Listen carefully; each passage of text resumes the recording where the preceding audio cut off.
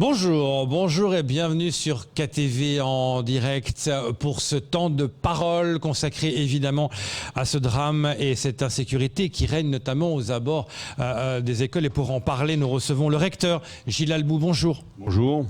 Merci d'être là, monsieur le recteur. Tout d'abord, votre réaction par rapport à ce qui s'est passé hier. Alors, un jeune qui meurt poignardé, c'est forcément un drame qui nous touche tous, qui touche évidemment toute la communauté éducative.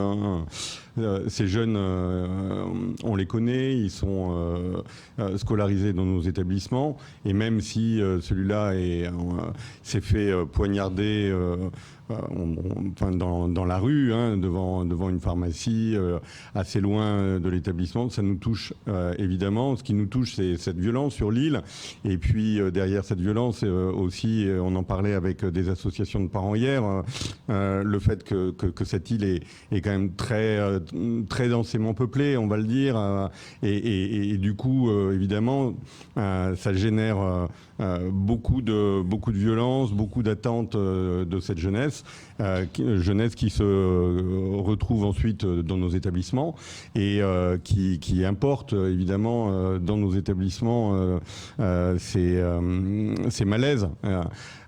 On n'arrivera pas à traiter ces malaises nous tout seuls, évidemment. C'est la raison pour laquelle on échange beaucoup avec les associations de parents.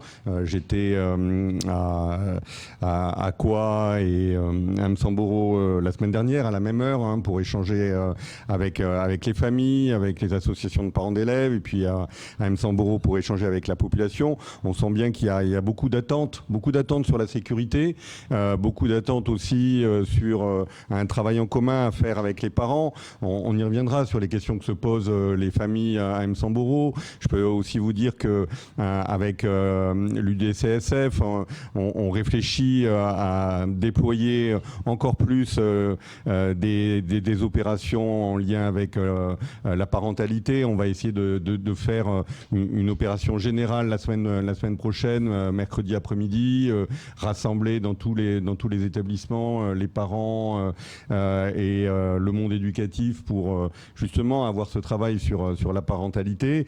Et puis avec les associations de parents d'élèves, je pense à celles qui sont fortement concernées sur le secteur Msamboro, à Quoi, la FCPE notamment, mettre en place toutes les mesures dont on a parlé, notamment les mesures de sécurisation, d'amélioration du bâti, de la restauration.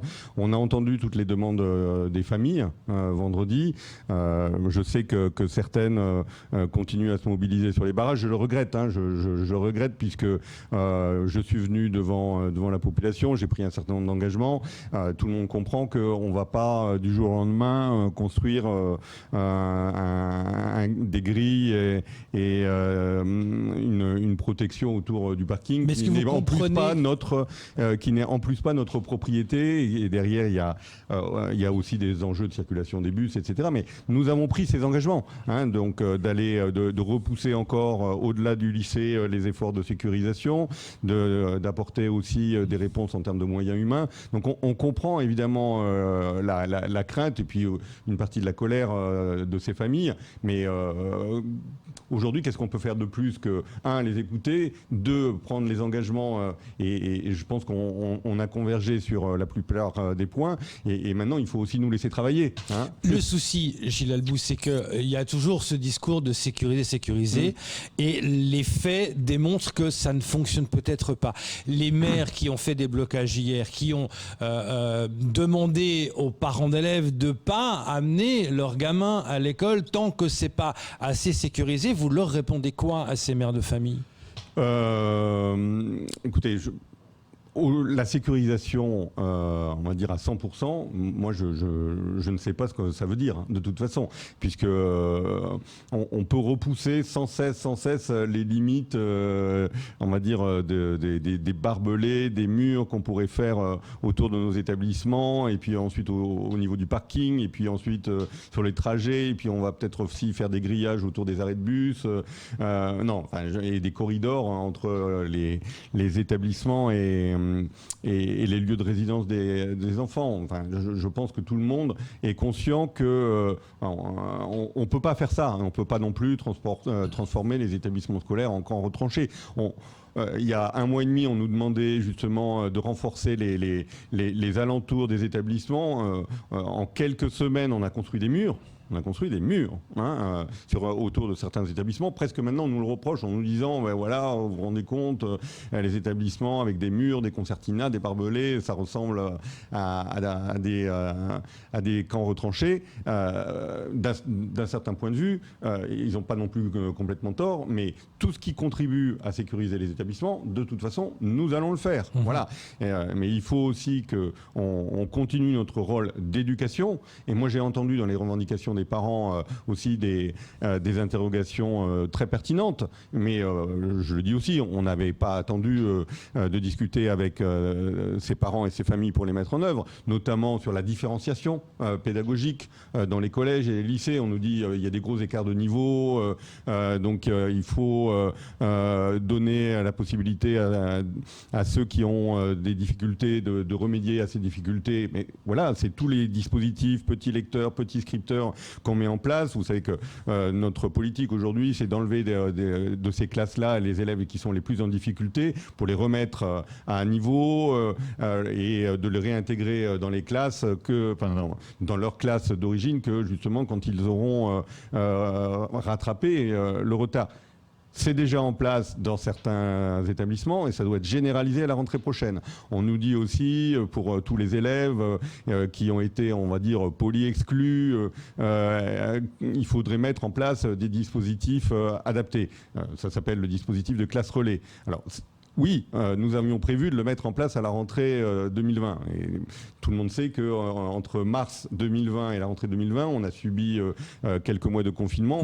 Et je l'ai dit, ce dispositif, on n'a pas pu le mettre en place parce que, évidemment, c'était difficile de mettre en place un dispositif pour des élèves poly-exclus après 5 mois, finalement, où on n'avait pas d'élèves, on va dire, en nombre dans les établissements. Et donc, du coup, il n'y avait pas, on va dire, d'élèves suivis depuis mars, puisque les établissements, rappelez-vous, étaient fermés à ce moment-là. Mais ce dispositif va être mis en place à la rentrée 2021. On y travaille. J'étais il y a quelques jours, quelques semaines avec nos amis de la PJJ pour voir comment ils travaillent justement avec ce type de public et pour mettre en place ces dispositifs qui devraient accueillir justement les élèves qui sont les plus turbulents dans les établissements. Donc oui, ce type de réponse, nous allons les apporter. Moi, je peux signer, on va dire, tous les engagements en ce sens et je sais qu'on rassurera jamais assez les familles, mais ces mesures-là, elles sont en route et toutes les associations de parents d'élèves, que ce soit la FCPE, l'UDCSF qui travaillent avec nous, elles savent que quand nous prenons des engagements, nous allons jusqu'au bout. Et quand je dis jusqu'au bout, c'est vraiment jusqu'à vérifier que voilà, les travaux sont faits. C'est ce que je faisais hier à Sada, au collège de Sada, avec le maire, puisqu'on nous avait demandé un certain nombre de travaux de sécurisation du collège qui avaient fait l'objet d'intrusions pendant les vacances et pendant le confinement. On en a dépensé pour près de 100 000 € de travaux de sécurisation, en plus des autres travaux que nous faisons pour aussi améliorer la qualité de vie du collège. Et ça, nous le faisons partout. Et nous le faisons sans limite. Voilà. Donc j'invite à chaque fois les associations de parents d'élèves à venir avec nous, à se rendre compte de l'avancement de ces travaux. Après, nous, tout seul, on ne réglera pas le problème de la violence sur l'île. Voilà. Et vous le voyez, ce qui s'est passé hier montre que ces phénomènes de violence, ils dépassent les seuls établissements scolaires. Ceci dit, évidemment, nous ne nous cachons pas derrière notre petit doigt et nous prendrons les mesures qu'il faut, que ce soit des mesures de sécurisation ou aussi des mesures pédagogiques. Alors justement, Gilles Albou, on se rappelle, soyons un peu clairs ici, à votre arrivée sur ce plateau, vous aviez un objectif précis, vous l'avez dit sur ce plateau, de faire en tout cas des jeunes Mahorais demain des élites.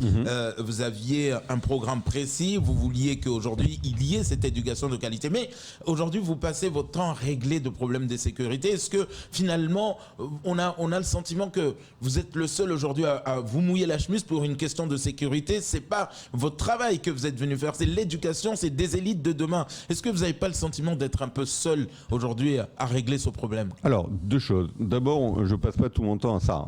Évidemment, Oui, ça se non, voit. mais je veux dire, la preuve, c'est bien qu'aujourd'hui, évidemment. on parle de ça. Et comme je l'ai dit, on passe aussi beaucoup de temps avec nos équipes à travailler sur les nouvelles mesures pédagogiques. Je vous rappelle quand même que nous avons ouvert la première classe préparatoire aux grandes écoles à la rentrée dernière. On va en ouvrir une autre là, à la rentrée prochaine à Sada. Alors, c'est sûr qu'en termes de communication, on le dit pas assez. Peut-être qu'il faudrait qu'on communique plus sur ces mesures. Hier, au lycée de Tsararano, les élèves communiquaient avec un prix Nobel de physique. C'est quand même, voilà, je veux dire, des élèves qui avaient posé des questions pertinentes. Vous savez qu'on a ouvert la première année de préparation aux études de médecine au CUFR d'Embéni. Dans quelques semaines, moi, je vais annoncer des partenariats avec Sciences Po, dont on l'espère 2 établissements de Lille. Et hier encore au collège de Sada, le principal, sans que je demande rien, disait au maire, vous avez vu, on va avoir des classes d'excellence qui vont se déployer. Donc c'est aussi une fierté de la part de nos chefs d'établissement de vanter ces classes d'excellence qu'on met en place. Vous savez que nous avons ce projet sur Cavani, d'un petit collège à taille humaine, d'excellence sportive. Nous allons aussi construire d'autres collèges aussi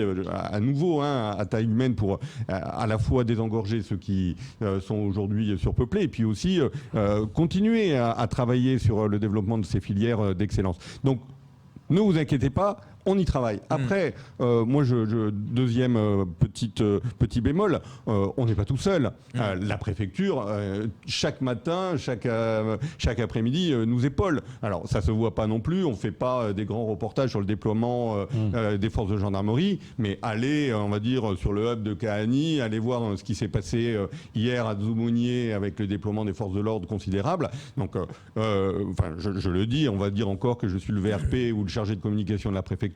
Enfin, il y a un gros travail, il y a un gros engagement des forces de l'ordre et des forces de police. Sachez quand même hier à nouveau qu'après ce qui s'est passé, évidemment, tout le monde a été alerté sur Mamoudzou, sur de possibles représailles, etc. Il y a eu un déploiement massif des forces de police. Ce matin, alors on l'a fait sans tambour ni trompette. Et la préfecture, évidemment, a suivi tout ceci, a été très réactive.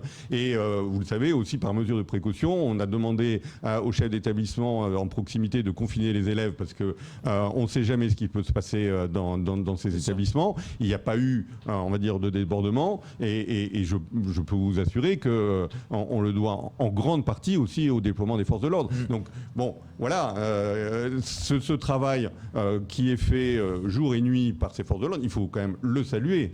Bien sûr. Alors, monsieur le recteur, là, la question n'est pas au recteur. Je ne la pose pas au recteur, je la pose à un pédagogue lambda, je la pose à un père de famille. C'est vrai qu'aujourd'hui, on peut comprendre. Nous tous, on a peur de laisser d'aller déposer le petit au collège, au lycée. On a tous peur. Alors, aujourd'hui, le père de famille que vous êtes, le pédagogue lambda que vous êtes, ça vous fait quoi aujourd'hui? Est-ce que vous comprenez tout de suite cette peur, cette boule au ventre d'un papa, d'une maman, des parents qui, le matin, voient le petit partir et... Je la comprends tout à fait. Je veux dire, le père de famille que je suis, je ne veux pas vous raconter ma vie, mais recevoir à 10h du matin un coup de téléphone excusez-moi, hein, mais des services d'urgence de l'hôpital en vous disant votre fille est dans le coma, venez vite parce qu'elle a fait une mauvaise rencontre devant le lycée. Croyez bien que personne n'a envie de recevoir ce type de coup de téléphone. Et voilà, personne n'a envie de le recevoir. Voilà, j'en dirai pas plus, mais je comprends du coup aussi évidemment les familles. Maintenant, qu'est-ce que nous vivons sur cette île? Nous vivons, comme je l'ai dit, une situation avec une grande hétérogénéité de population. Je rappelle quand même que le département de Mayotte, c'est le département le plus densément peuplé hors Île-de-France. On est aujourd'hui en fait, dans une configuration proche de ce qu'on connaît en banlieue parisienne ou dans les grandes agglomérations métropolitaines. Donc quand on nous compare, évidemment, en termes de nombre d'élèves par classe ou de taille des établissements, comparons-nous justement à ce qu'on voit en métropole sur des des grandes agglomérations ou ce qu'on voit en banlieue parisienne. Je dis voilà parce que je veux pas parler encore de ma vie précédente, mais sur Montpellier, on a un lycée à 5000, on a une cité scolaire à 4000, on a des lycées à 2500. Donc ça, vous répondez à ceux qui disent qu'il y a trop d'élèves dans l'établissement. Mais je dis pas que c'est la norme. Mais je dis que malheureusement, évidemment, quand on est dans des endroits où il y a une forte densité de population, cette forte densité, elle va se retrouver dans les établissements scolaires, comme elle va se retrouver dans tous les services publics, j'allais dire les hôpitaux et ailleurs. Hein. Donc, si on avait aujourd'hui la possibilité de construire 2 collèges quand on en construit un, évidemment on le ferait. Mais on a la population, et j'ai discuté hier avec un policier municipal qui me reprochait presque de construire trop de collèges et qu'on allait construire trop de collèges. Et qu'il y avait plus de... Monsieur le recteur, on n'est jamais content. Et c'est pour ça qu'on trouve un équilibre. C'est les messages qui viennent. Voilà, c'est les messages qui viennent. Arrêtez de construire tout va. Il y a eu un message qui revenait très souvent. On a d'autres reproches aussi. C'est-à-dire qu'on nous dit, moi je vois les entreprises et les entrepreneurs qui nous disent, aujourd'hui on ne peut plus embaucher personne parce que dès qu'on embauche quelqu'un qui a Bac+3, au bout de 4 mois, il part dans l'éducation nationale parce qu'il est mieux payé. On nous dit aujourd'hui, on ne peut plus faire des petits travaux, etc., parce que toutes les entreprises travaillent pour vous. Donc, mais c'est aussi normal. L'éducation, aujourd'hui, sur Mayotte, c'est une priorité. On peut s'en réjouir. Et puis, j'entends bien aussi que nos personnels demandent, et à juste titre, plus de mesures d'attractivité, et on y travaille. Donc, j'envoie un message, et on ne va pas baisser les bras, et c'est pas parce qu'on paye bien nos personnels qu'il faut pas les payer encore mieux. Parce que, je le dis quand même, hein, nos personnels travaillent aussi dans des conditions de sécurité et de stress ils le disent. Pas faciles. Hein. Mais certains, donc, justement, disent voilà. que... Donc, je dis que tout ça, sur tout ceci, on est sur évidemment une ligne d'équilibre. On va pas baisser les bras, et c'est aussi le message qu'il faut qu'on porte aujourd'hui. On est tous conscients qu'on traverse une période qui est très tendue. Moi, je suis persuadé que malheureusement, on ne va pas tout régler du jour au lendemain, donc ça va rester très tendu pendant quelques temps. Et, il faut, comme vous le disiez, qu'on travaille tous ensemble, avec évidemment la préfecture, avec les parents, avec le monde associatif, évidemment qu'on ne renonce à rien, et vous l'avez dit, surtout pas aux mesures pédagogiques, parce que c'est quand même ça que nous faisons. Et vous avez raison, on va plus encore communiquer sur ce que nous faisons, les mesures de différenciation, les mesures que l'on fait pour valoriser l'excellence. On ne lâchera pas non plus tous les efforts qu'on fait de construction nouvelle, de réhabilitation. Vous voyez, le collège de Sada, c'est un vieux collège. Et voilà. Et tout ce qu'on fait en ce moment pour le réhabiliter, ce collège, pour le rendre plus agréable, plus attractif, on ne renonce pas. Et tous ces projets, eh bien, on les mène en même temps. Et je peux vous dire aujourd'hui que toutes les équipes qui travaillent avec nous, elles sont sur le pont, elles sont parfois, elles ne comptent pas leurs heures. Hein, donc c'est aussi pour ça qu'il faut de temps en temps des mesures de reconnaissance et pas que des mots.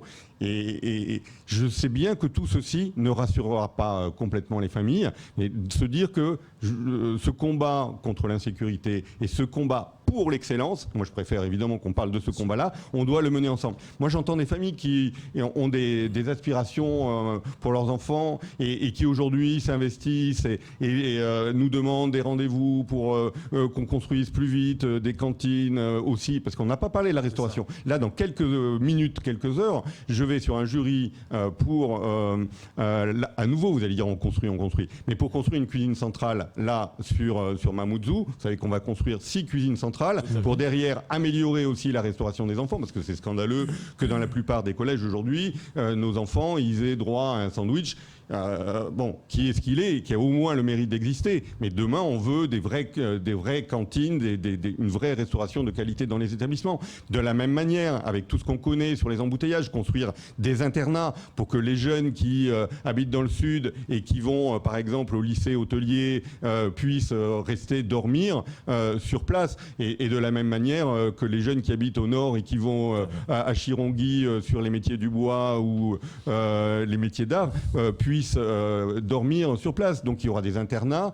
Tout ça va prendre du temps, et je peux vous dire qu'on est complètement déterminé et qu'on n'arrêtera pas tout ce qu'on met en place pour développer l'île. Et quand j'entends aujourd'hui l'État nous oublie, l'État ne porte pas d'attention, ouais. alors c'est sûr que on peut le dire aujourd'hui. Que fait l'État ? On peut dire aujourd'hui que, évidemment, les conditions sanitaires font qu'un ministre ne va pas tout de suite venir sur Mayotte témoigner sa sympathie. Moi, j'étais hier, évidemment, en échange avec le ministère, avec le ministre de l'Éducation nationale, qui va communiquer évidemment dans les heures qui suivent, comme il le fait régulièrement. Alors, on va dire des mots et des mots, mais je peux vous dire qu'il suivait très attentivement la situation sur l'île et qu'il est bien évidemment en sympathie avec tout ce qui se passe, et que lui aussi nous rappelle et me rappelait que l'État ne changera pas son engagement, bien au contraire. Et on sait que sur les territoires d'outre-mer, et en plus avec la situation sanitaire, les déplacements sont plus compliqués. Juste entre parenthèses, moi j'ai pas quitté l'île depuis maintenant plus de 3 mois et demi. De la même manière, on a des ministres qui voudraient venir et qui peuvent pas venir, mais voilà, l'État, nous sommes là. Le préfet, le recteur, tous les services de l'État sont mobilisés, je le dis, à la population. N'hésitez pas à nous solliciter. Il n'y a pas besoin de faire un barrage pour avoir un rendez-vous avec le recteur. Je le dis aussi. Je le dis à tous ceux qui nous écoutent. Et que les rendez-vous avec le recteur, c'est pas juste d'échanger, c'est que derrière, il y a des actes. Et je demande à tout le monde de venir avec moi pour ensuite suivre le déploiement de toutes les mesures que nous prenons. Donc c'est pas blablabla, blablabla, comme des fois on l'entend sur les réseaux sociaux, c'est que quand nous prenons une mesure, je peux vous dire que nous allons jusqu'au bout de ces engagements. Mais Gilles Albou, ce qui est assez fou, c'est que vous dites ça, on prend plus de mesures.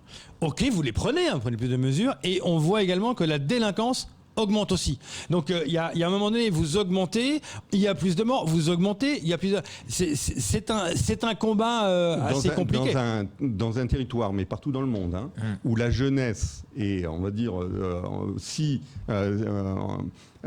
proportionnellement présente. On dit la moitié de la population ici a moins de 17 ans. D'autres territoires dans le monde où on voit une telle proportion de jeunes, généralement ça se passe encore plus mal, et même beaucoup plus mal qu'à Mayotte.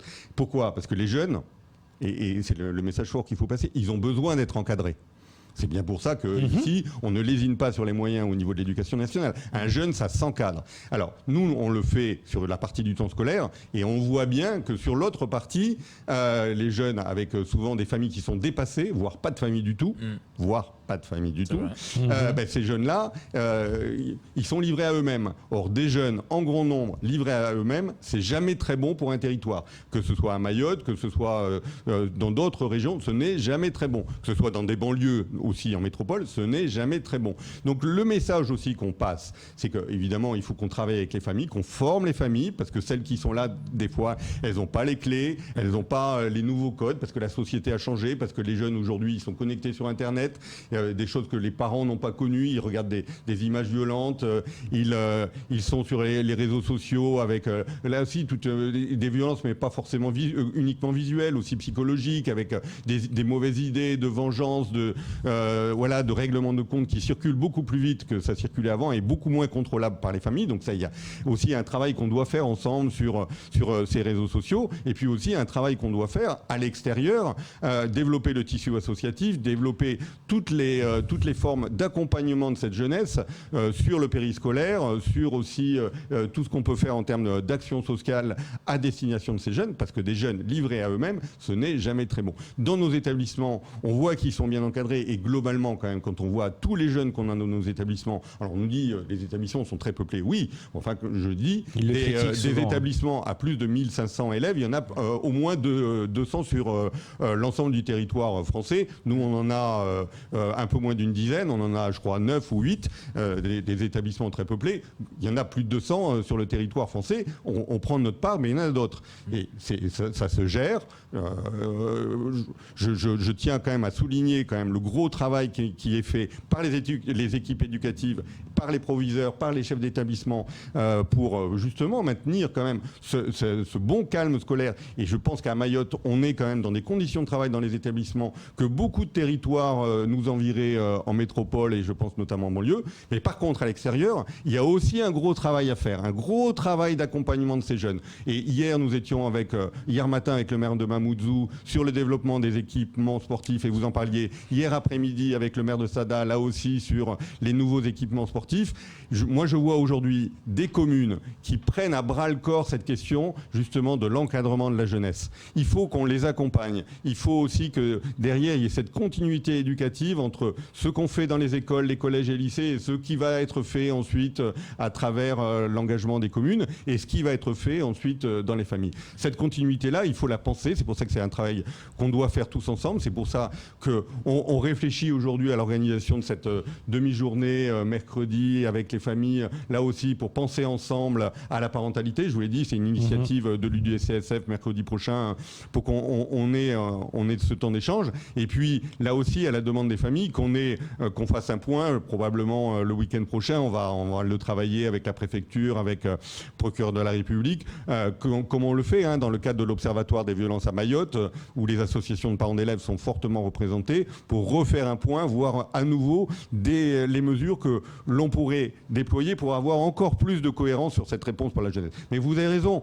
une telle jeunesse fortement, on va dire, présente à Mayotte en proportion, et ça nous interroge dans la réponse.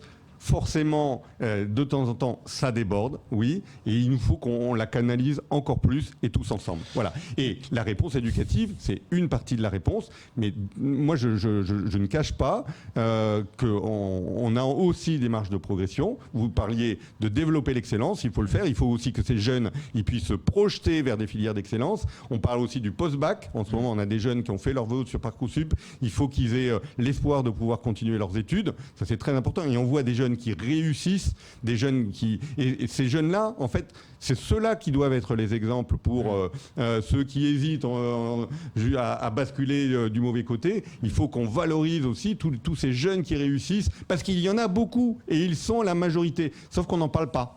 On n'en parle pas assez de ces jeunes-là qui réussissent. Et d'autres qui cherchent leur voie, il faut les aider à la trouver. Et quand on parle avec les familles, justement, de l'orientation vers la voie professionnelle notamment, qui est une filière d'excellence, qui est une filière de réussite. J'étais l'autre jour à Chirongui, on voyait autour des métiers d'art, mais des formations que tout le monde pourrait nous envier, notamment sur les métiers du bois, les métiers de la bijouterie, les métiers du design. Quand on voit dans quelles conditions on peut travailler, alors évidemment on peut toujours améliorer les choses, mais dans quelles conditions ces jeunes travaillent, et par ailleurs on nous dit, mais finalement, ces voies professionnelles, elles ne sont pas attractives. Alors que derrière, on trouve des métiers, que ces jeunes sont bien encadrés. Donc il faut aussi qu'on développe mieux notre communication sur ces orientations pour qu'on donne aussi à ces jeunes de l'espoir. Gilles Elbou, merci beaucoup. Dernière question rapidement. Pour vous, votre devise maintenant, c'est quoi? Je baisse jamais les bras? Alors moi, ce que j'ai dit l'autre jour quand j'ai réuni les personnels d'encadrement, c'est ne jamais renoncer. Voilà. Et c'est pas facile en ce moment de continuer à se dire, voilà, on avance, on continue, parce que évidemment, il y a des moments de découragement. Le recteur lui-même, je veux dire, quand j'ai appris, j'étais avec des collectifs de parents d'élèves hier quand j'ai appris la mort de ce jeune, on est abattu quelque temps. Et puis après, il faut se dire, justement, tout ça doit nous donner encore plus de force pour continuer. Et les parents d'élèves nous disaient, dans le Nord, il faut une plaque en souvenir de Mickey. Je suis tout à fait d'accord avec cette initiative pour nous rappeler justement ce jeune qui était un jeune brillant, un jeune engagé aussi dans son club de foot, etc. Et pour qu'on se souvienne que la jeunesse à Mayotte, c'est aussi Mickey. Ce sont des jeunes qui ont envie de réussir. Et pour Mickey et pour tous ces jeunes justement qui qui nous ont montré le chemin. Il faut qu'on se souvienne que nous devons tout faire pour que justement ces jeunes-là, d'abord ils travaillent dans des bonnes conditions de sécurité et encore plus donner de moyens pour que derrière, ces jeunes puissent s'épanouir. Donc merci. Oui, il faut qu'on se souvienne positivement de Mickey et de tous ces jeunes-là qui malheureusement parfois décèdent dans des tragiques conditions. Je suis désolé. On vous sent très touché. Merci Gilles Albou d'être venu ce matin sans langue de bois pour venir parler de ce qui se passe aujourd'hui devant l'établissement scolaire ou autre et de cette violence. C'est tout pour ce temps de parole. Tout de suite, la suite de vos programmes.